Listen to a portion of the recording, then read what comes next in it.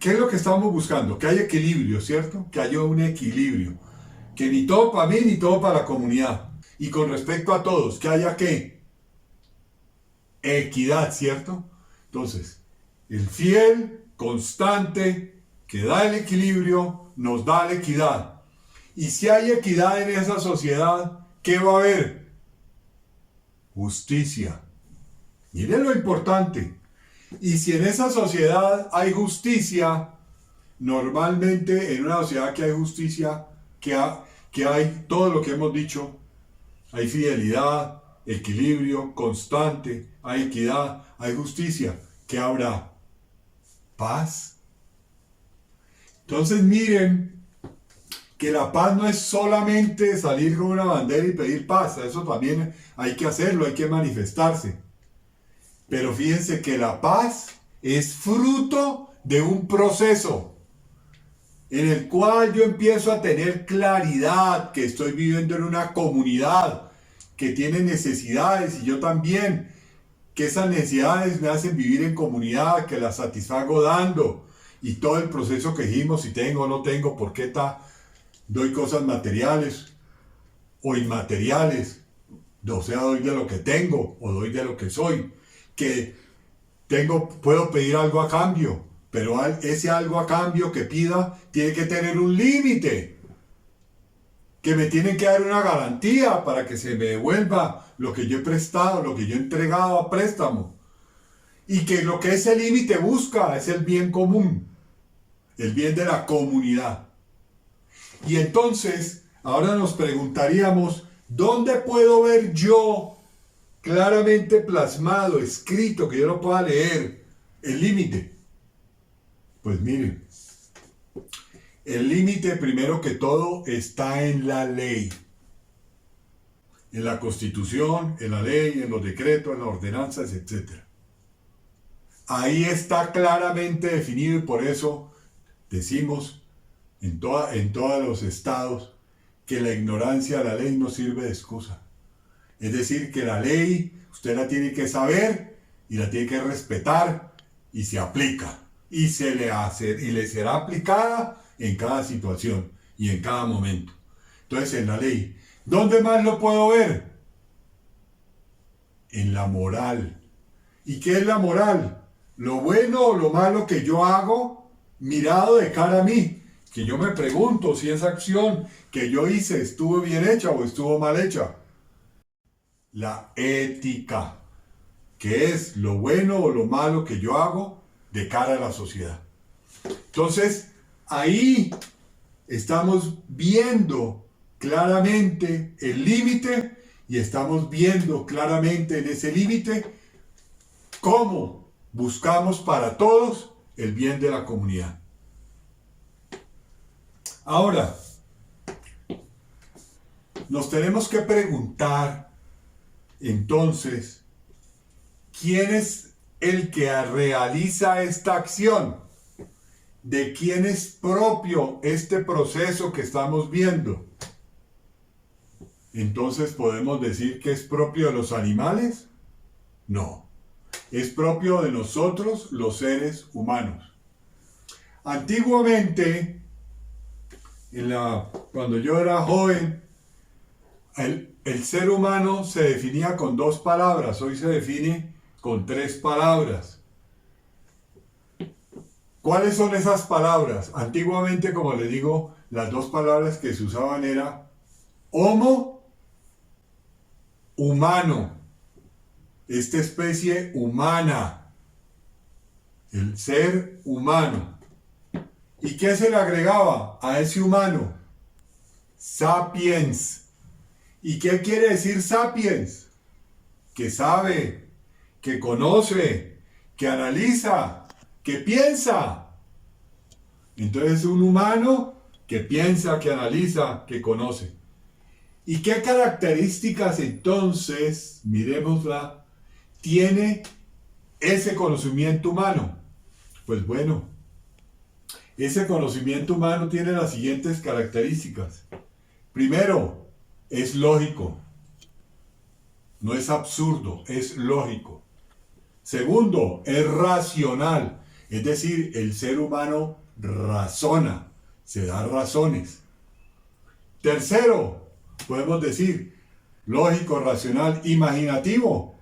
Nosotros los seres humanos tenemos una imaginación maravillosa, a veces mal empleada, pero que es la que nos lleva inclusive a crear. Nos imaginamos cosas y luego vamos a hacerlas. Entonces, esa capacidad imaginativa nos lleva a crear. Entonces es lógico, racional, imaginativo, creativo. ¿Y qué más? ¿Qué otra cosa debe tener para que sea con esas características de lógico, racional y que pueda crear? Tiene que tener un orden. Porque si usted no tiene un orden, usted no puede crear nada. Si usted va a hacer un trabajo manual y deja el destornillador en la casa de su hermano y lo necesita para hacer lo que va a crear, ¿con qué lo va a crear? Necesita tener un orden, tener aquí cada cosa, tener unos materiales y tener un orden en la forma en que lo va a trabajar, en el proceso que va a vivir para ser capaz de hacer la creación. Y entonces, en ese proceso, para yo hacer la creación, ¿cómo se llama eso que debo tener? Ese orden, ¿cómo se llama? Un método. Entonces es metódico.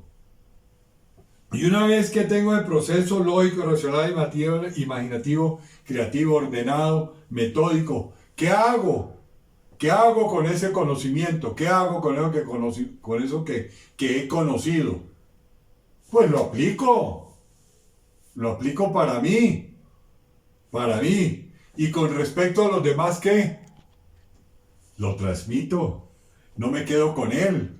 ¿Qué es lo que hemos pretendido y estamos queriendo hacer con estas charlas y con las que vamos a seguir haciendo? Seguramente, como ya les dije, con mi señor y con el ingeniero Benjamín. Entonces, lo aplico, lo transmito. Ahora, aquí hay un punto bien interesante. ¿Cómo es el proceso del conocimiento humano? Hay una ciencia que se llama la teoría del conocimiento. Lo voy a esbozar a grandes rasgos. La teoría del conocimiento, como su palabra dice, es una teoría, porque todavía no está demostrada, sería un axioma, es una teoría de cómo es el proceso racional, el proceso de conocimiento en el ser humano. Entonces, la teoría del conocimiento dice que el mundo exterior, todo lo que está afuera, nos llega a través de los sentidos. La vista, el oído, el olfato, el gusto, el tacto. A través de los sentidos. Así yo sea ciego. Entonces, ¿qué hago? Lo que el ser humano, dice la teoría del conocimiento, es que va haciendo como fotos de todo.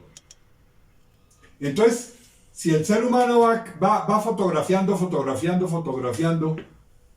¿qué proceso tendría que hacer en su mente con esas fotos? ¿Cuál es lo primero que tendría que hacer? Si yo tengo una mesa aquí llena de fotos, ¿qué es lo primero que tengo que empezar a hacer con esas fotos? Yo diría asociarlas. Entonces yo empiezo a mirarlas, todas, para ver cómo las asocio. ¿Y cómo las asocio? Pues empiezo a establecer igualdades y diferencias. Y al hacer igualdades o diferencias, yo digo, esta foto es igual a esta es igual a esta. Entonces empiezo a identificar fotos iguales. Y una vez que yo he identificado esas cosas que se me parecen, que tienen las características similares, ¿qué hago con ellos? Las clasifico. Empiezo a establecer una cosa que el ser humano ha hecho, y es grandes conjuntos y otros conjuntos más pequeños dentro de esos grandes conjuntos que se llaman subconjuntos, y otros más pequeños y así. Entonces, por ejemplo, el ser humano establece el conjunto matemáticas. Entonces ahí en el conjunto matemáticas, ¿qué subconjuntos mete? Suma, resta, multiplicación, división, álgebra, trigonometría, analítica, etcétera, etcétera, etcétera. Lo mismo cuando va a hablar del conjunto geografía. Entonces, cuando habla de ese conjunto, entonces mete montañas, un subconjunto, ríos, mares, etcétera. Y establece esos subconjuntos. Aquí hay algo muy interesante. Sin que seamos expertos en teoría de conjuntos ni nada de eso, vamos a ver una cosa para poder entenderlo mejor. Si yo tengo aquí un conjunto, que es el conjunto A, B y C, y acá tengo otro conjunto, que es el conjunto A y B, ojo, este tiene A, B, C, y este A y B. ¿Qué puedo decir con respecto a esos dos conjuntos? Bueno, pues puedo decir que hay unión, hay intersección entre A y B. Pero ¿qué sería, digamos, lo más notorio que yo puedo decir respecto a los dos conjuntos? A, B y C y AB, que son diferentes. ¿Por qué?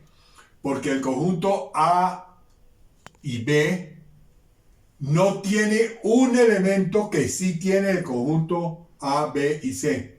O sea que el conjunto C tiene un elemento que lo hace diferente del conjunto A y B.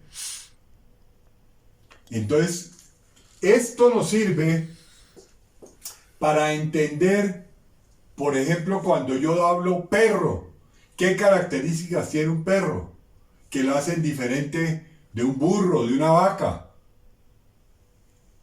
Entonces tiene una serie de características, de elementos, que es un mamífero, es cuadrúpedo, tiene pelo, etcétera. Tiene caninos, molares, premolares, tiene la boca de un carnívoro. Bueno, una serie de elementos que no tiene la vaca. Entonces, esos elementos hacen que este otro conjunto sea diferente de este. Esos elementos son los que nos van a ayudar a identificar a qué conjunto pertenece ese concepto, esa cosa o ese ser, para hablarlo desde el punto de vista filosófico. Entonces, por eso asocia, identifica, clasifica, y una vez que ha hecho eso y ya tiene claro cada conjunto dentro del subconjunto, etcétera, ¿qué hace el ser humano con ese conocimiento? Lo guarda, o sea, lo memoriza. Y el ser humano tiene un mecanismo que se dice que para que el conocimiento no se borre, ustedes han visto las tiritas que nos dan en el supermercado. Cuando usted la ve, está muy bien escrita. Si empiezan a pasar los días, ¿qué le pasa a la tirita? Empieza a borrarse. Y llega un día, en no mucho tiempo, en que ese papel esté en blanco, la tirita esté en blanco. Entonces, ¿qué requerimos para que no nos pase lo mismo y quede nuestra memoria en blanco? Debemos repasarlos dentro de los 15 días siguientes para que sea de corto plazo, dentro de los 30 días para que sea de mediano plazo y dentro de los 60 días para que sea de largo plazo. De esa manera es como repasar, reescribir, volver a marcar la tirita y marcarla con una tinta que ya no se va a borrar. Lo mismo nos va a pasar a nosotros. Entonces lo guardo.